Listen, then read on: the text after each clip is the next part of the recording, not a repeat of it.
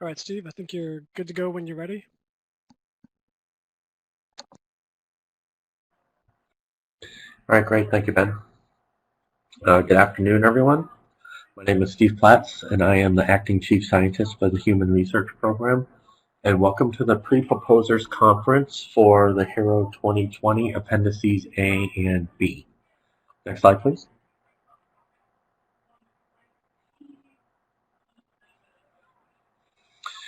So today's conference is intended to clarify the solicitation to the end of improving the quality and responsiveness of proposals in a timely and efficient manner.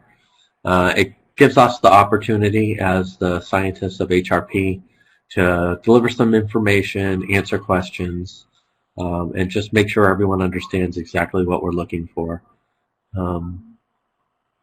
It's open to all, so all Q&A and discussions between the NASA folks and the attendees will be accessible to all the attendees. The presentation and the Q&A will be posted on the Inspire's website. One thing that may happen if a question is asked and we need to confer, you may hear silence for a little bit while we discuss the best answer to the question, and then we'll announce it. Sometimes questions are asked and we don't have the answer immediately available. In that case, we will post the answer to the website that's mentioned. Next slide, please.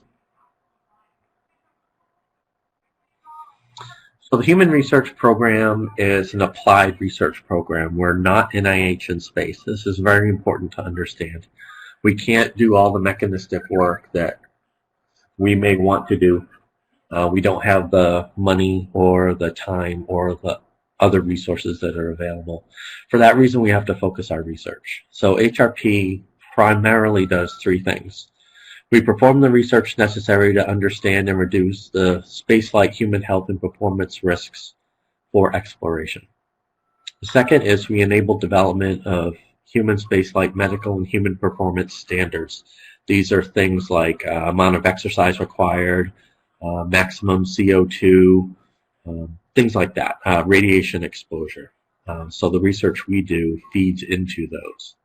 And then finally, we develop and validate technologies that help reduce the risks to the astronauts.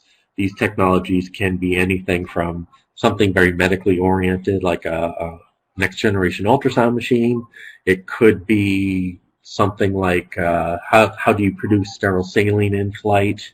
There are lots of different possibilities, different kinds of monitors, lots of things fall under that category. Next, please. So this is sort of the short term. This is us getting to the lunar surface by 2024. So that's boots on the ground, the first woman and the next man to walk on the moon. And here you can see the way that we're going to do it through the Artemis program. Artemis 1 through 3, doing crewed missions to the lunar surface. The top right, you can see Mars kind of peeking out there, and that's our long-term plan. And so ultimately, a lot of our research is geared towards getting to Mars. Next slide, please.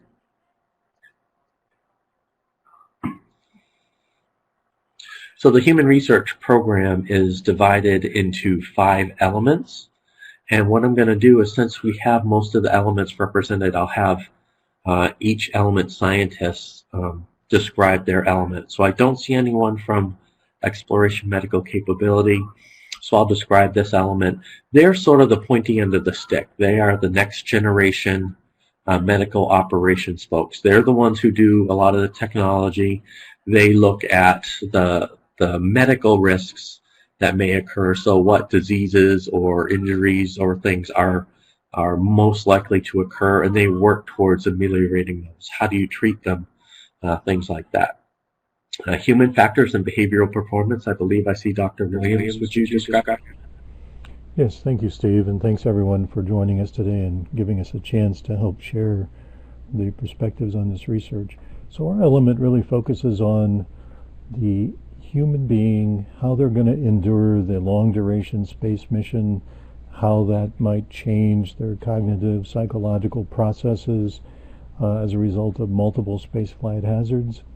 how the sleep circadian changes may occur, how teams will work together, how do we make sure that we've put the right teams together to accomplish the objectives of the mission, and how the humans on board that spacecraft will interface with that system, and how do we ensure the system has the capabilities that might need to displace the mission control if you're now 45 minutes a round trip getting a message or a problem set from them. We also address the dynamic loads. The two most dangerous phases of a spaceflight is launch and landing, and so part of our portfolio also includes looking at the dynamic load that the crew member may encounter as a result of either a launch or a landing. So thanks, Steve. I'll turn it back to you. Thank you, Tom. Human health countermeasures, Dr. Norsk. Yes, thank you very much, Steve. Our element is focused on human physiology and how human physiology adapts to the spaceflight environment. We are in particular concerned about the fluid shift into the heart and head and the effect on the brain function, ocular structure and function, as well as the cardiovascular system in general. We are concerned about immune system changes that we've seen in flight, and which is particularly probably induced by isolation and stress.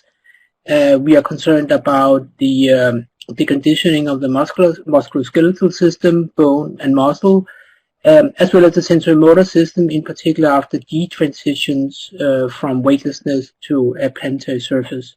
So all these kind of different systems in human physiology is what we are concerned about, and we are in particular concentrating on the effects of weightlessness. Thank you. Thank you, Peter. For space radiation, Dr. Zawoski.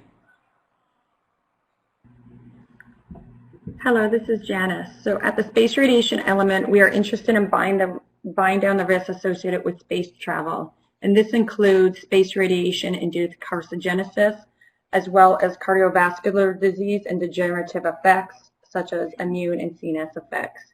Obviously, when you go to space, you experience microgravity and isolation.